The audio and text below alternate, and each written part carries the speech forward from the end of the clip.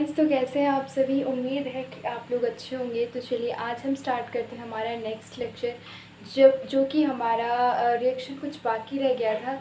जैसे हमने रिडक्शन तक किया था, आई थिंक ऑक्सीडेशन बाकी रह गया था। तो चलिए आज हम ऑक्सीडेशन करेंगे। ठीक है, ऑक्सीडेशन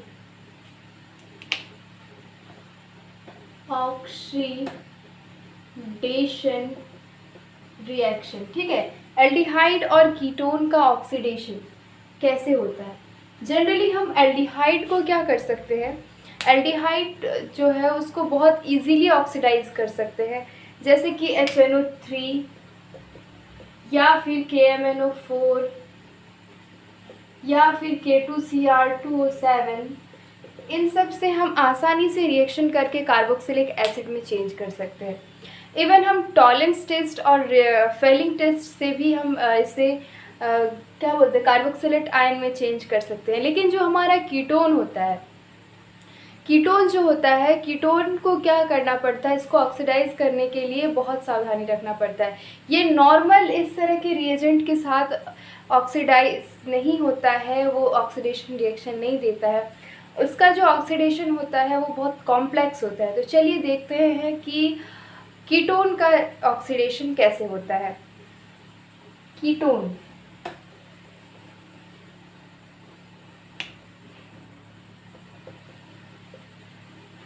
मान लेते हैं कि हमारा यहाँ पे कुछ इस टाइप का एक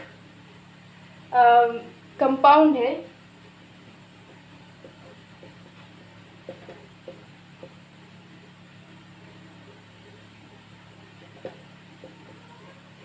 अब जो है हमारा इस तरह का एक कंपाउंड है, हम इसको ऑक्सीडाइज कराते हैं, ऑक्सीडेशन कराते हैं इस चीज़ का। तो हमें क्या प्रोडक्ट मिलेगा। पहला तो जो हमारा जिस ग्रुप, मतलब जो ग्रुप हमारा कार्बोनिल ग्रुप है जिसमें हमारा ऑक्सीजन जुड़ा हुआ है, वो ग्रुप जो है उसके दोनों साइड में टूटेगा बॉन्ड और हमें ये 4 प्रोडक्ट देगा। ठीक है, पहला तो मानते हैं कि ये कार्बन 1 है, ये कार्बन 2 है और ये कार्बन 3 है। ठीक है, तो जब हम इसका ऑक्सीडेशन करेंगे तो पहला तो कार्बन 1 और कार्बन 2 के बीच का बॉन्ड टूटेगा। उसके बाद देखिए, पहले तो कार्बन 1 और कार्बन 2 के बीच का बॉन्ड टूटने के बाद क्या बनेगा, एक हमारा बनेगा CH3COOH। ठीक है, ये जो है ये ऑक्सीडाइज होके CH3COOH बन गया। अब प्लस क्या बनेगा यहाँ, और एक CH3COOH। इसकी वजह से, ठीक है। अब तीसरा क्या है, जो हमारा यहाँ तो पता चला हमारा कौन सा बॉन्ड टूटा, कार्बन 1 और कार्बन 2 के बीच वाला बॉन्ड। अब जब टूटेगा कार्बन 2 और कार्बन 3 के बीच वाला बॉन्ड, मान लेते हैं हमारा ये वाला बॉन्ड टूटा, ये कार्बन 2 और कार्बन 3 के बीच वाला बॉन्ड टूटा, तो क्या बनेगा, एक प्रोडक्ट बनेगा CH3CH2COOH और दूसरा प्रोडक्ट क्या बनेगा COOH। ठीक है, कुछ इस तरह का हमारा प्रोडक्ट मिलेगा। तो हम यहाँ पे कि जो हमारा ये वाला जो कंपाउंड बना COOH, क्या इसमें वैलेंसी पूरा है कार्बन का, क्या इसमें कार्बन का वैलेंसी पूरा है, C≡OOH, 2 और 1 3 है, इसका वैलेंसी पूरा नहीं है, इसलिए यहाँ और एक H लगेगा, HCOOH हो जाएगा फिर। ठीक है, अब जो है हम ऑक्सीडेशन में ही देखेंगे क्या, एक टॉलेंस और एक फेलिंग। ठीक है, टॉलेंस टेस्ट और फेलिंग टेस्ट। एक्चुअली जो टॉलेंस टेस्ट और फेलिंग टेस्ट है, इससे हम क्या कर सकते हैं, एल्डिहाइड और कीटोन को टेस्ट कर सकते हैं कि कौन सा एल्डिहाइड, मतलब एल्डिहाइड है या कीटोन है। ठीक है ना, इसके टेस्ट से। तो चलिए स्टार्ट करते हैं। हम पहला टेस्ट हमारा क्या है, टॉलेंस टेस्ट।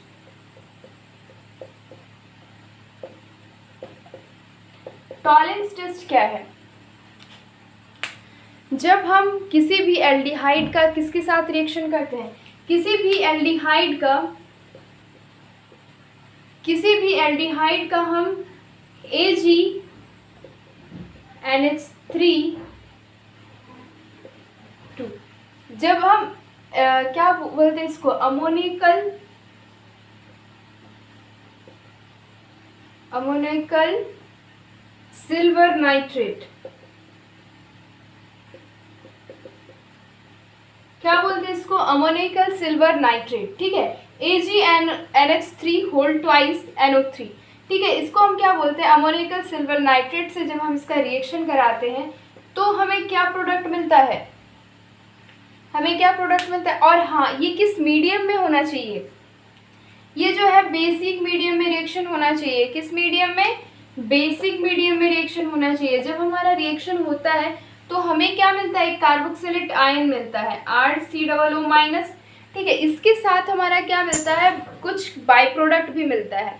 इसके साथ क्या मिलता है, कुछ बाई प्रोडक्ट भी मिलता है, जैसे RCOO- बना यार 3,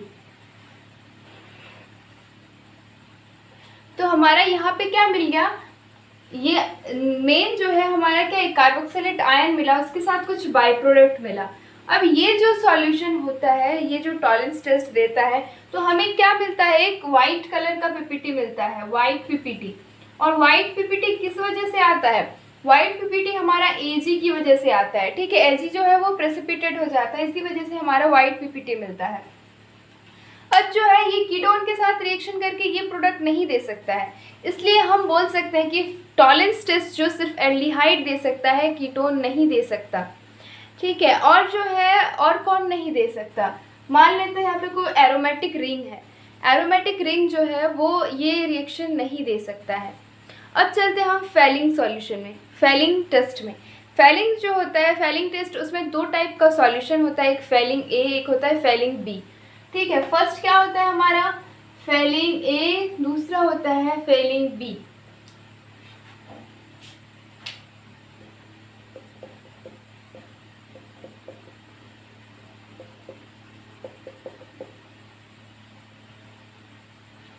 क्या होता है, फेलिंग टेस्ट, ठीक है। तो फेलिंग टेस्ट जो है ये दो टाइप का सॉल्यूशन होता है, फेलिंग ए और दूसरा होता है फेलिंग बी। फेलिंग ए में क्या रिएजेंट रहता है और फेलिंग बी में क्या रिएजेंट रहता है। फेलिंग ए में क्या रहता है, कॉपर सल्फेट, वो भी एक्वस में, ठीक है, यानी ये भी एक्वस वाला है, ठीक है।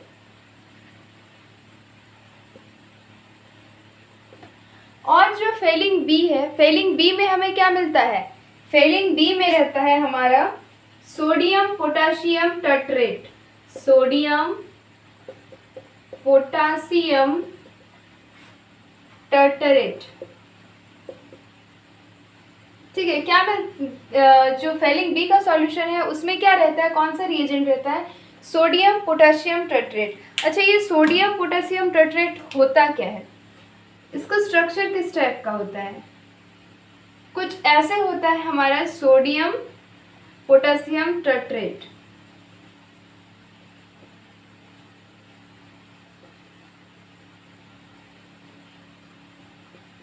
ठीक है। ये किस चीज का स्ट्रक्चर है, सोडियम पोटेशियम टर्ट्रेट का, किस चीज का है, सोडियम पोटेशियम टर्ट्रेट। ये आपने अधिकतर इस वाले जो स्ट्रक्चर है इसको आपने जेईई मेंस के क्वेश्चन में देखा होगा। ये जो चीज़ है इसको बोला जाता है रोचले सॉल्ट, ठीक है। ऐसा क्वेश्चन जेईई मेंस में भी आ चुका है कि रोचले सॉल्ट जो है इनमें से कौन सा मतलब स्ट्रक्चर दिया हुआ है सबका, और आपको बताना है कि इसमें इनमें से कौन सा रोचले सॉल्ट है, ऑप्शन दिया हुआ था। तो आपको करना है कि आपको कि रोचले सॉल्ट का स्ट्रक्चर क्या होता है, ये अब तो आपको पता चल गया है, ठीक है। अब क्या होता है, पहला तो फेलिंग ए और फेलिंग बी दोनों जो सॉल्यूशन है हमें मिलता है, एक कॉपर सल्फेट एक्वस में और दूसरा सोडियम पोटेशियम टर्ट्रेट। इन दोनों को टेस्ट से पहले, मतलब रिएक्शन कराने के पहले इन दोनों को इक्वल अमाउंट में मिलाया जाता है, उसके बाद जो एल्डिहाइड है, एल्डिहाइड के साथ रिएक्शन कराया जाता है। तो देखिए किस तरह से रिएक्शन होता है।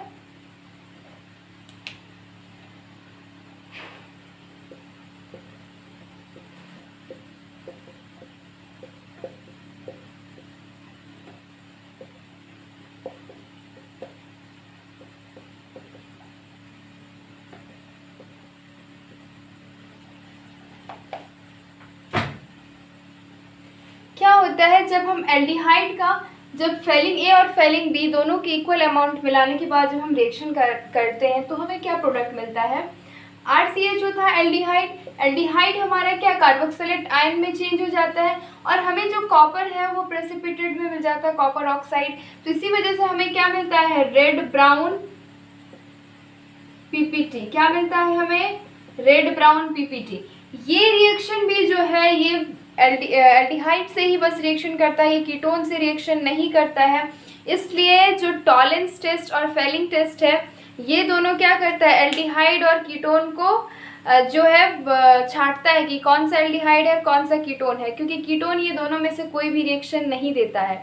उसके बाद जो है कि फेलिंग सॉल्यूशन में जो है कोई एरोमेटिक रिंग नहीं हो सकता है, इसमें बस कार्बन चेन ही, जो नॉर्मल कार्बन चेन वाला ही इसमें रिएक्शन दे सकता है। ठीक है, अब जो है हम ऑक्सीडेशन तो पढ़ लिए, इसके बाद और एक चीज़ है ऑक्सीडेशन रिएक्शन से ही जुड़ा हुआ, वो क्या है, oxidation of methyl group through halogen. ठीक है,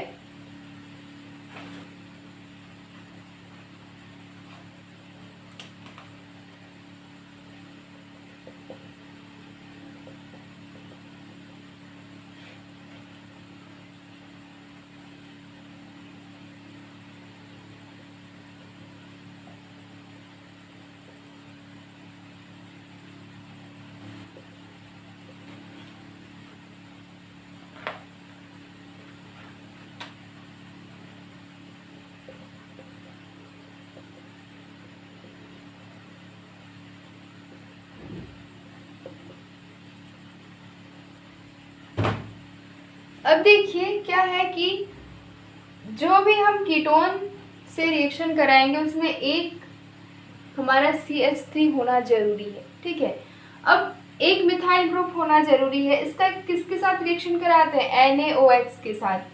NaOH X यानी हमारा क्या है, C या L है या फिर Br है या फिर I है। ठीक है, अब हम रिएक्शन कराते हैं इसके साथ तो हमें क्या मिलेगा, सिर्फ क्या मिलेगा, RC डबल बॉन्ड O, सब यही रहना है, बस इसमें से यहाँ क्या हो जाएगा, ONA। आपको इसमें भी थोड़ा सा ONA हो जाएगा, ONA जो यहाँ पे जुड़ जाएगा। अब देखिए ये ऐसे हो गया, तो अगर मान लेते हैं इसमें कोई डबल बॉन्ड भी है, मान लेते हैं CH2 डबल बॉन्ड CH2 तरह का हमारा क्या है, डबल बॉन्ड भी है। हमें क्या सिर्फ मिथाइल ग्रुप से मतलब है, कीटोन पे मिथाइल ग्रुप से। अब फिर हम इसके साथ क्या NaOH का रिएक्शन कराते हैं तो हमारा क्या बन जाएगा, इसमें ये तो सेम रहना है सारा, बस ONA यहाँ जुड़ जाना है। ठीक है, तो क्या हो जाएगा, CH डबल बॉन्ड CH2, इधर CH3 और इधर C double bond O ONA। ठीक है, और कुछ नहीं करना है, बस आपको ONA जोड़ देना है यहाँ पे, कोई टेंशन नहीं लेना है। ये जो रिएक्शंस है आप एल्डिहाइड नहीं, आप अल्कोहल फिनोल में कर चुके हैं। जब आप क्या करते हैं, जब आपका ऐसे नहीं टूटता है, ये टूटता है NaO में और X में जब टूटता है, तो इस टाइप का जो रिएक्शन है ये आप फिनॉल में कर चुके हैं, मतलब अल्कोहल फिनॉल में, तो उसी टाइप का रिएक्शन है। आपको बस CH3 को हटाना है और वो ONA जोड़ देना है, और कुछ नहीं करना है इसमें। और हाँ, पिछले जो वीडियो में मैंने बोला था कि कुछ ट्रिक बताना है, तो चलिए हम कुछ ट्रिक बताते हैं उसके लिए। क्लीमेंशन रिडक्शन लिख लीजिए आप, क्लीमेंशन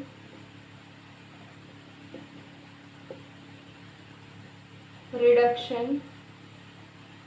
क्लीमेंशन रिडक्शन जो हमने किया था, कैसे किया था क्लीमेंशन रिडक्शन को, हमारा कोई एल्डिहाइड या कीटोन जो भी था उसका हमने किस चीज़ से रिएक्शन कराया था, ZnHg और HCl के साथ हमने रिएक्शन कराया था। तो हमें ये क्या प्रोडक्ट दिया था, एक नॉर्मल कार्बन चेन। ठीक है, प्लस H2O। अब जो है हमें इसको किसी तरह से एक ट्रिक में बदलना है, तो हमने इसको क्या ट्रिक में बदला है, ये कीमती जुराबे यानी कि कोई भी आपका जो कार्बोनिल ग्रुप है, कीमती यानी क्या, कार्बोनिल ग्रुप,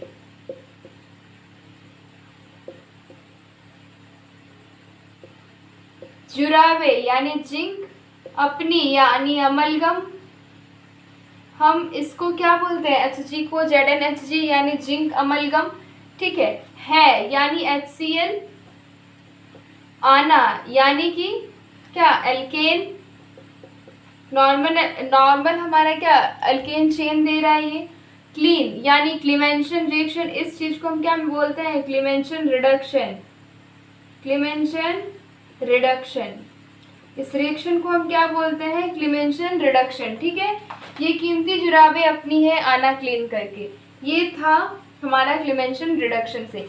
अब जो था हमारा दूसरा उल्फ किस्नत वाला, वो अभी ट्रिक आधा में ही बच गया है, बस हाइड्राइज जोन में कहाँ ऐसे करके बना रहे थे, क्योंकि हाइड्राजोन से रिएक्शन होता है ना उसमें, मतलब हाइड्राजीन से रिएक्शन होने के बाद हाइड्राजोन बनता है, ठीक है। तो वही से उसकी ट्रिक आपको नेक्स्ट वीडियो में मिल जाएंगे। पिछले वीडियो में भी जो रिएक्शन है जिसके क्या बोलते हैं, जिसके ट्रिक आपको अभी तक नहीं मिले हैं वो भी आपको मिल जाएंगे, इसलिए इस बात से डरिए नहीं कि आपको ट्रिक नहीं मिलेंगे, वो भी मिल जाएंगे। बस थोड़ा सा टाइम दीजिए, हम सब कुछ कवर अप करने की कोशिश करते हैं। Thank you.